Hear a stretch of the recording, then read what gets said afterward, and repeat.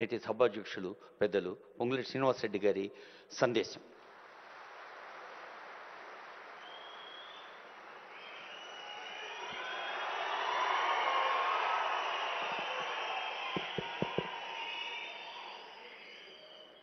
సభకు నమస్కారం. ఈరోజు ఈ కార్యక్రమానికి ముఖ్య అతిథిగా విచ్చేసిన మనందరి అభిమాన నాయకులు, మన ప్రీతమ ముఖ్యమంత్రి గారు గౌరవనీయులు రేవంత్ రెడ్డి గారికి, వేదిక మీద ఉన్న గౌరవ స్పీకరు గడ్డం ప్రసాద్ గారికి, గౌరవ సహచర మంత్రివర్యురాలు సోదరిమణి సీతక్క గారికి, గౌరవ శాసన మండలి విప్ గారు మహేందర్ రెడ్డి గారికి, గౌరవ పార్లమెంటు సభ్యులకి, గౌరవ సహచర శాసన సభ్యులకి, గౌరవ కార్పొరేషన్ చైర్మన్లకు, అదే రకంగా సీఎం అడ్వైజర్ గారు వేం నరేందర్ రెడ్డి గారికి, revenue principal secretary Lokesh Kumar గారికి, ఇంకా వేదిక మీద అనేక మంది ప్రముఖులు, అధికారులు, ఈ కార్యక్రమానికి హాజరైన నా రెవెన్యూ కుటుంబ సభ్యులు, మీడియా మిత్రులు అందరికీ మనస్ఫూర్తిగా హృదయపూర్వక నమస్కారం. చాలా సంతోషం. ఆనాడు ఎన్నికల ముందు ఏదైతే మన నాయకులు రాహుల్ గాంధీ గారు కానీ, ఆనాటి పిసిసి అధ్యక్షులు ఈనాటి మన ప్రీతమ ముఖ్యమంత్రి గారు రేవంత్ రెడ్డి గారు కానీ, ఇప్పటి డిప్యూటీ చీఫ్ మినిస్టర్ గారు, ఆనాడు మన ప్రతిపక్ష నాయకులు భట్టి గారు కానీ, మేమందరం కానీ మీ దీవెనలతో ప్రజా ప్రభుత్వం ఏర్పడి ఇందిరమ్మ రాజ్యం వచ్చిన తర్వాత అర్ధరహితంగా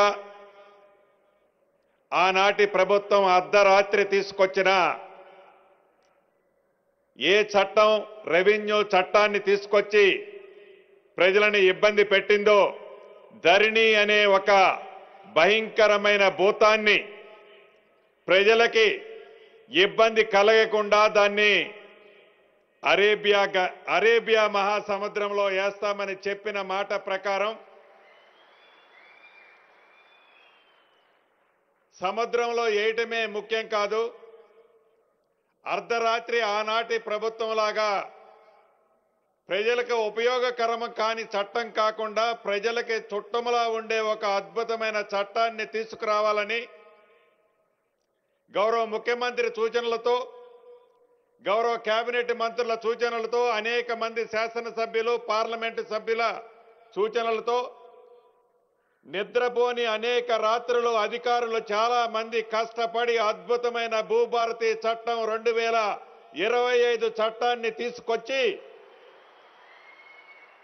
అసెంబ్లీ సాక్షిగా ఆ చట్టాన్ని ఆనాడు తెలంగాణ రాష్ట్ర ప్రజలకి ఒక చట్టంలా తయారు చేసే భాగంలో ఏ ధరణిని ఆనాటి దొరలు తీసుకొచ్చారో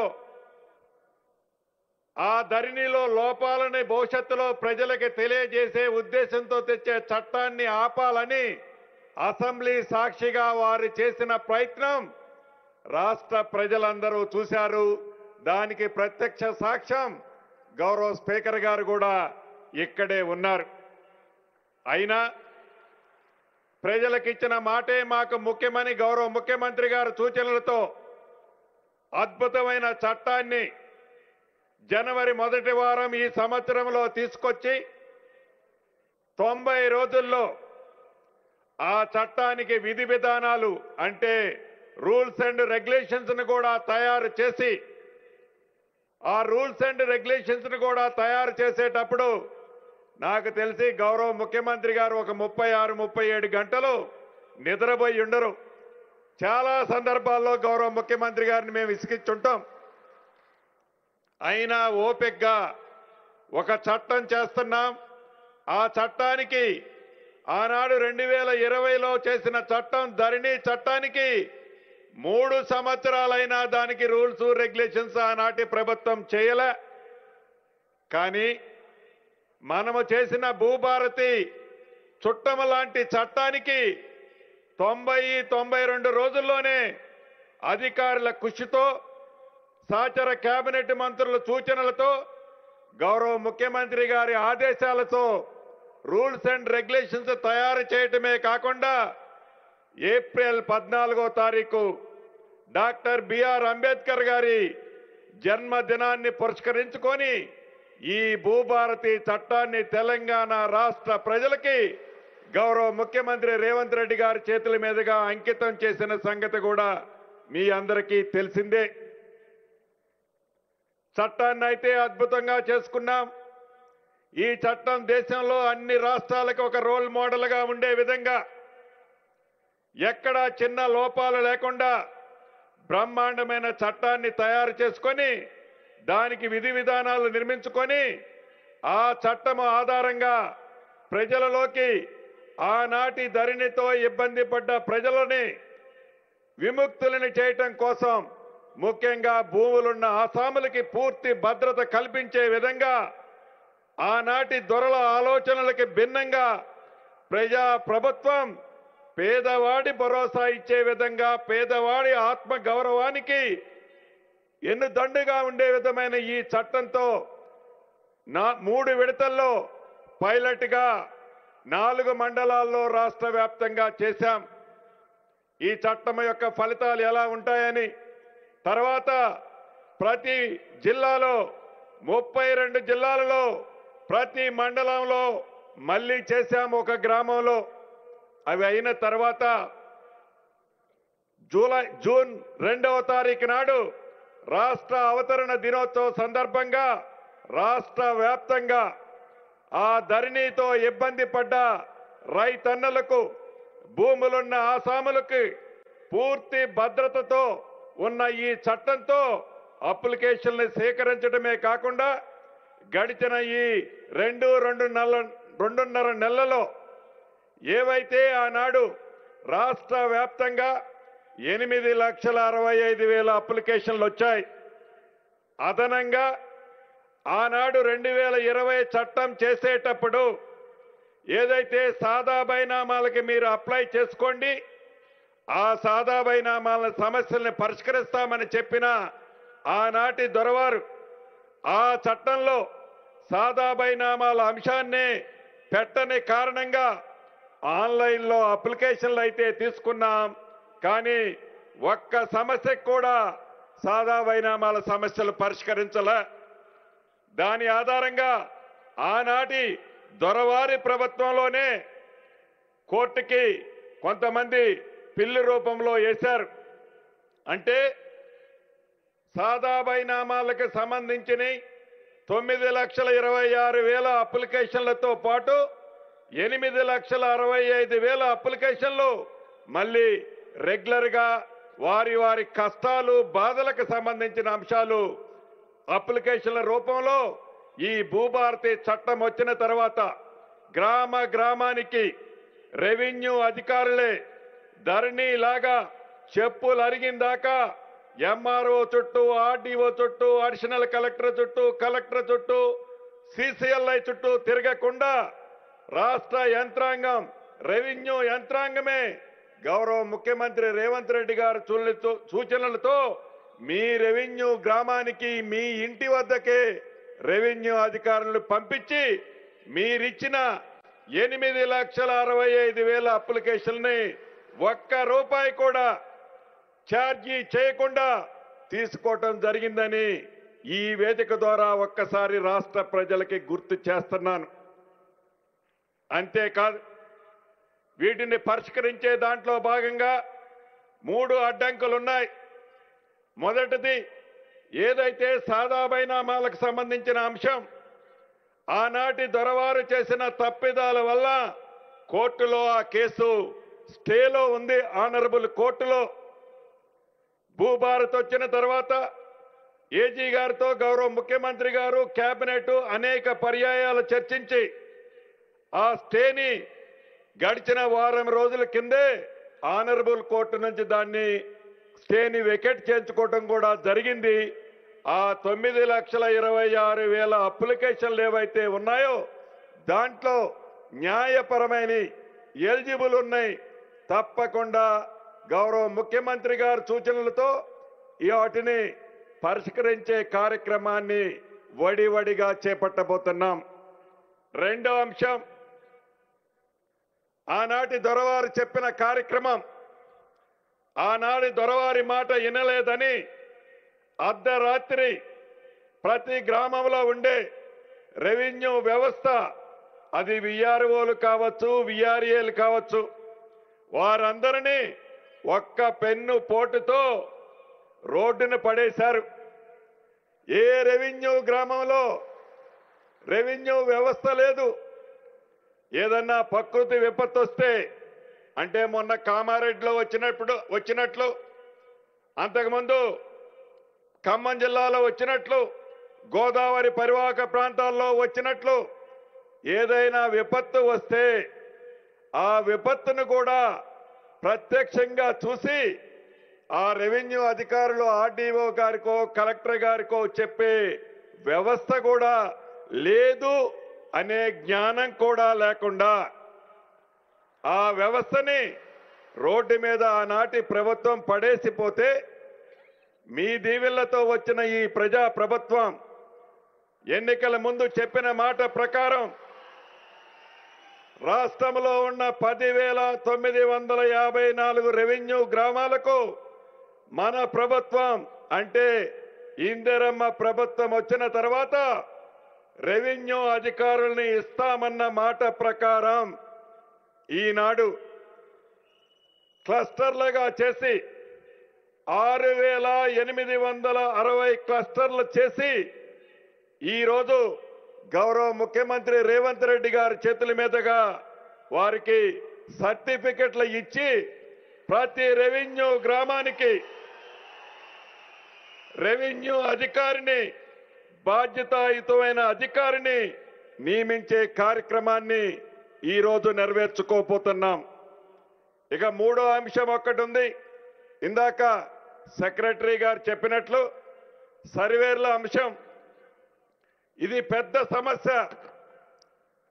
ఒక్క హైదరాబాదు పట్టణంలోనే కాదు, మారుమూల గిరిజన ప్రాంతమైన సీతక్క లాంటి కాన్స్టిట్యున్సీ, ములుగు లాంటి ప్రాంతంలో కూడా ఈ సర్వేర్ల సమస్య తీవ్రమైన సమస్య. గట్టు పంచాయతీలు, భూమి ఎక్కువ ఉందని తక్కువ ఉందని, అన్నదమ్ముల పంచాయతీలు, ఇతరత్ర అనేక సమస్యలతో ఈ భూ పరిష్కారం, భూమి సమస్యలు పేరుకుపోయిన మాట వాస్తవం.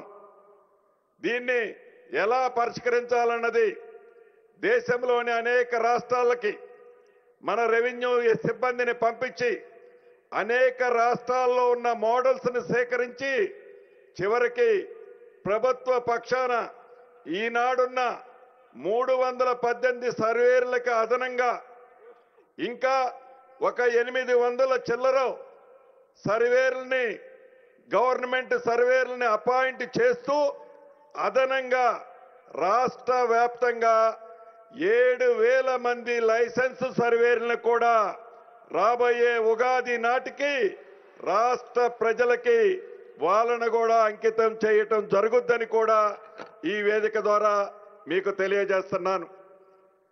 ఈ 3 సమస్యలతో రాబోయే రోజుల్లో ఒక భూభారత్లో వచ్చిన అప్లికేషన్లే కాదు, సాదా బైనామాల అంశమే కాదు, ఎప్పుడో 30 సంవత్సరాల క్రితం ప్రభుత్వం వివిధ ప్రాజెక్టుల కోసం భూసేకరణలు చేస్తే ఆ భూసేకరణలు చేసిన భూములు ఇంకా కొన్ని ప్రాంతాలలో రైతుల పేర్లతోనే ఉన్నాయి.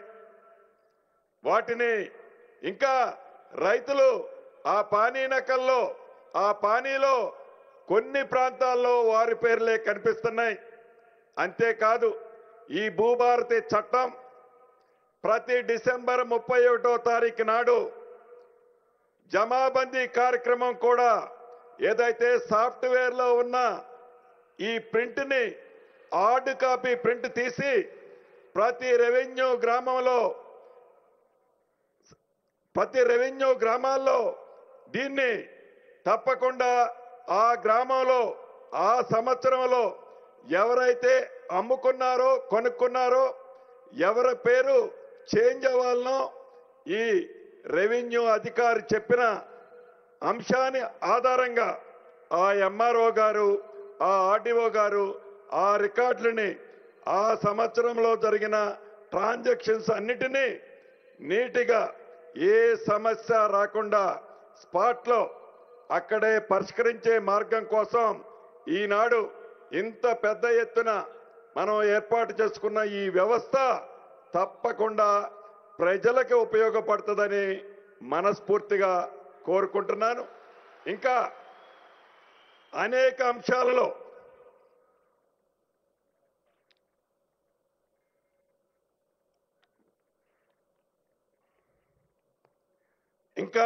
అనేక అంశాలలో ఈ జీపీఓలు ఎవరైతే ఈనాడు నియమిస్తున్నామో రాబోయే రోజుల్లో నియమించుకునే సర్వేర్లు కానీ ఇతరత్ర తప్పకుండా ఈ రాష్ట్ర ప్రజలకు ముఖ్యంగా రైతన్నలకు ఏ ఉద్దేశంతోనైతే ఈ భూభారతి చట్టం అనే చట్టాన్ని తీసుకొచ్చామో తప్పకుండా చుట్టముల రాష్ట్ర ప్రజలందరికీ కూడా ఉపయోగపడే విధంగా ఒక మంచి ఉద్దేశంతో ఒక మంచి ఆలోచనతో ఈ ప్రజా ప్రభుత్వం మన ఇందిరమ్మ ప్రభుత్వంలో మనందరం నాతో సహా భాగస్వాములమయ్యా ఈనాడు రెవెన్యూ డిపార్ట్మెంట్లో మీ అందరితో కలిపి నాతో సహా ఈ వేదిక ద్వారా మనం ఒక సందేశాన్ని రాష్ట్ర ప్రజలకి ఇవ్వాల్సిన అవసరం ఉంది. చట్టం అయితే అద్భుతంగా చేసుకున్నాం. ఈ చట్టం రాబోయే రోజుల్లో చుట్టమనే పదే నాతో పాటు మీరు చెప్తున్నారు.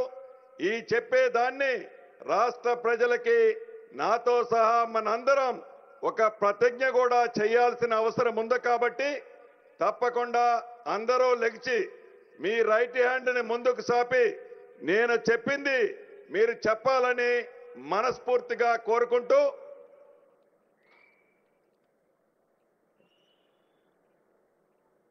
గ్రామ పాలన అధికారిగా ప్రజా ప్రభుత్వంలో ప్రజా సేవకు ప్రభుత్వం కల్పించిన ఒక గొప్ప అవకాశం. భూ సంబంధిత విధి నిర్వహణలో పారదర్శకతతో నిబద్ధతతో న్యాయబద్ధంగా పని చేస్తానని 4 కోట్ల తెలంగాణ రాష్ట్ర ప్రజలకి ప్రతిజ్ఞ చేస్తున్నాను. కూర్చోండి అన్న. కాబట్టి రాష్ట్ర ప్రజలు ఏదైతే ఆశిస్తున్నారో మీ అందరి సహకారంతో మీ అందరి ఆశీస్సులతో మీతో పాటు నేను నాతో పాటు మీరు మన ప్రభుత్వానికి మన ప్రజా ప్రభుత్వానికి ఎక్కడ చిన్న మచ్చ కూడా రాకుండా ఉండే విధంగా మీ అందరి సహాయ సహకారాలు మీ కృషి కావాలని మనస్ఫూర్తిగా మరొక్కసారి నా కుటుంబ సభ్యులందరినీ కోరుకుంటూ ఈ అవకాశం ఇచ్చిన మీకు గౌరవ ముఖ్యమంత్రి గారికి మరొక్కసారి మనస్ఫూర్తిగా శిరస్సు వంచి అభినందనలు కృతజ్ఞతలు చెప్తూ సెలవు తీసుకుంటున్నాను. థ్యాంక్ యూ అన్న. ధన్యవాదాలు సార్.